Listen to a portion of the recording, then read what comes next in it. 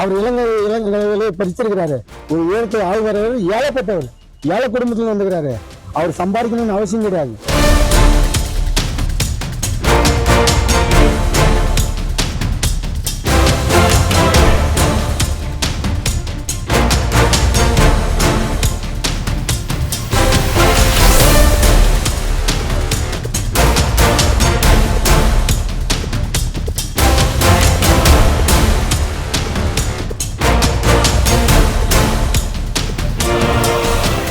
என் பேர் கார்த்திக்கு. நான் இதே தொகுதியில் ஒரு முன்னாள் ஊராட்சி மன்ற தலைவருங்க. இந்த கட்சிக்கு நான் எதுக்காக வந்தேன்னா, நான் சேவை செய்யணுன்ட்டு ஒரு 5 ஏக்கரை விற்றுட்டு சேவை செய்யணும்னு இந்த நான் ஊருக்கு, நாட்டுக்கு எங்கள் அப்பா இராணுவமாக இருந்தார். நான் ஊருக்கு சேவை செய்யணும்னு ஒரு 5 ஏக்கரை விற்றுட்டு சேவை செய்யறதுக்கு வந்தேன். ஆனால் சேவை செய்யறதுக்கு வரும்போது நம்ம மனநிலை, மக்களுடைய மனநிலை இந்த மாதிரி இருக்கிறது நமக்கு தெரியல. நேரடியாக வந்தோம், சேவை செய்கிறது, இறங்கணும், காசு செலவழிச்சோம், செஞ்சோம்.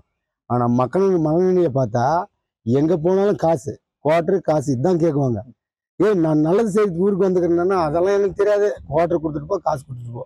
அப்போ என்னுடைய இது என்ன இப்போ என்னாச்சுன்னா, என்னடா மக்களை இதை நோக்கி கொண்டு போயிட்டு இருக்கிறாங்க, நம்மளுக்கு இது தேவையில்லை, நாம் இங்கே நல்லது செய்ய முடியாதுன்னு ஒதுக்கிட்டோம். அப்போ பார்த்தீங்கன்னா தான் நம்ம தமிழ் தேசத்துலேருந்து அண்ணன் பேசுகிறார், சீமான் அண்ணன். யார் வராங்களோ இல்லையோ நாம் நல்லதை நோக்கி செய்யலாம்.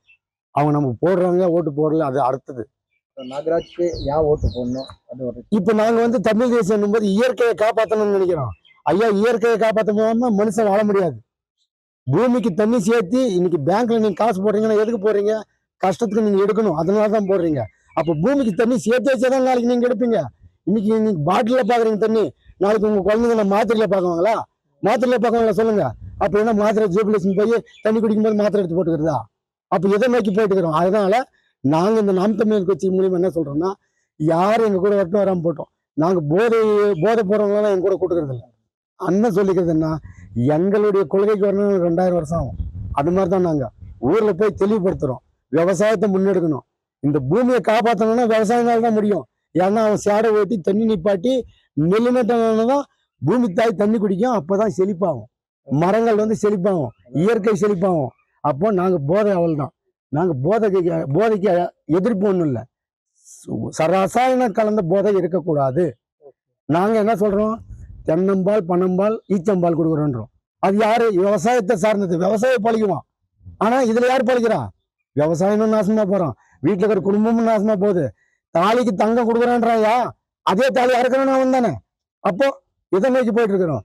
இது புரிதல் இல்லாம இந்த பக்கம் இருக்குது. இப்ப பாத்தீங்கன்னா டிவிகளை யார் நின்றுக்கிறாங்கன்னா, இதே பஞ்சாயத்துல 3 கவுன்சிலர் தான். அவர் இந்த பஞ்சாயத்து கவுன்சிலர் தான்.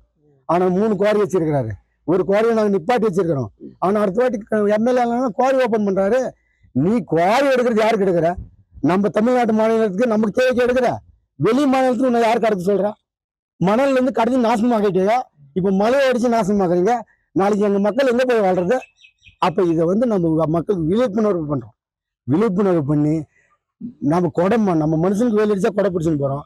பூமிக்கு வெயில் அடிச்சா யார் கொடை பிடிக்குவா? மரங்கள் வைக்கணும், பூமியை செழிப்பாக்கணும். வெப்பத்தை தணிக்கணும்னா தண்ணி விட்டு நெல்லு நடணும். அப்பதான் வெப்பம் தனியும். அப்பதான் இந்த நம்ம தண்ணி விட்டோம்னா ஆவி நீராவி மேல போய் மேகம் ஆகி அந்த மேகத்து மூலியமா தான் மழை பெற முடியும். அந்த இதெல்லாம் அடிப்படை இது தெரியல, அறிவியல் தெரியல. அரசியல்ன்றது ஒரு முழுக்க சேவையை தேவை, தனி நபருடைய வருமானம் கிடையாது. ஏன்னா 2000 வருஷம் வாழ போறானா, 200 வருஷம் வாழ போறானா அவன் சொத்து சேர்க்கறதுக்கு? இன்னைக்கு இப்படித்தான், நாளைக்கு காலையில் எழுறானு தெரியல. என்னத்துக்கு சொத்து? உன் மகனுக்கு படிப்பு கொடுக்கணும் தவிர தலைமுறை சொத்து சேர்க்க வேண்டியது அவசியம் இல்லை. மக்கள் பணத்தை கொள்ளடிச்சு என்னத்துக்கு அந்த பழக்கிறீங்க? சேவைன்றது முழுக்க சேவையா தான் இருக்கணும். அந்த காலத்துல காமராஜர் செஞ்சாரு. வெறும் போகும்போது எவ்வளவு 130 ரூபாய் பாக்கெட்ல செஞ்சாரு. அதிகாரத்துல 9 டேம் கட்டினாரு, 6000 பள்ளிக்கூடம் கட்டினாரு. அதிகாரத்தால என்ன வேணும்னு சாதிக்கலாம். நம்ம பணம் தான் சாதிக்க முடியுமா? பணம் கிடையாது, அதிகாரம் நம்ம கிட்ட வரணும். எங்க கிட்ட வரும் அதிகாரம். ஏன்னா எங்க தலைவர், தமிழ் தேசிய தலைவர் அப்படியேப்பட்டவர், எங்களுக்கு கற்றுக் கொடுத்துக்கிறாரு. நாகராஜ் வந்து ஒரு இயற்கையினுடைய ஆர்வலர். அவர் இளங்கலையிலே படிச்சிருக்கிறாரு. ஒரு இயற்கை ஆய்வரவர், ஏழைப்பட்டவர், ஏழை குடும்பத்துல வந்துக்கிறாரு. அவர் சம்பாதிக்கணும்னு அவசியம் கிடையாது. எங்க கொள்கை என்ன? எங்க சீமான் கொள்கை என்ன? சேவை செய்யறியா?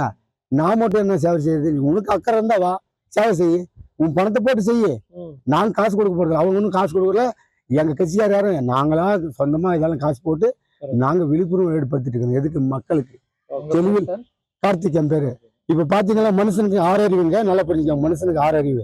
இந்த சமுதாயத்துல 6 அறிவுக்கு தகுந்த வேலை நடந்துருக்குது கரெக்டா. இப்பதான் அரசியல் பண்டிகை போயினுக்குது. அது 4வது அறிவு. முதல் அறிவு என்ன? நம்ம அறிவுக்கு தகுந்த வேலைன்னும் போது எல்லாரும் வாயிலும் போதிலேயே இருக்கணும், ஒன்றும் சொல்லி கேட்கக்கூடாது. 2வது என்ன? வீட்டுக்கு டிவி கொடுத்தாங்களா இல்லையா? எல்லார் வீட்லயும் டிவி இருக்குது. வர்ற படத்தை பார்த்து ஜிங்குன்னு பார்த்துன்னு மயக்கத்தில் இந்த 2வது. 3வது என்ன? கல்லுக்கு உயிருக்குதா? கடவுளுக்கு நாம தான் கடவுளை உருவாக்கணும். அந்த உயிரில்லாத கடவுளை போய் கும்பிட்டு நம்ம பிரச்சனை எல்லாம் சால்வ் ஆயிடுன்னு அதோட முடிச்சுக்கிறது. 4வது தான் சொன்னாலே அரசியல் திருவிழாக்கள். இப்ப ஏதாவது திருவிழா நடக்குது, இந்த கட்சிக்காரன் அந்த கட்சிக்காரன் திருவிழாவா நடக்குதா?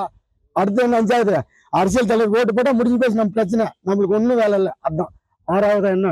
பள்ளிக்கூடங்கள் கல்லூரிகள் என்ன சொல்லி கொடுக்குறான்? ABCD. நான் என்ன சொல்றேன்னு அதை சொல்லு, நான் வாந்தி எடுத்த மாதிரி நீ வாந்தி எடு, இதுதான் வேலை. ஆனா எப்ப சாப்பிடணும், எப்படி சாப்பிடணும், எதை சாப்பிடணும்னு சொல்றது இல்ல.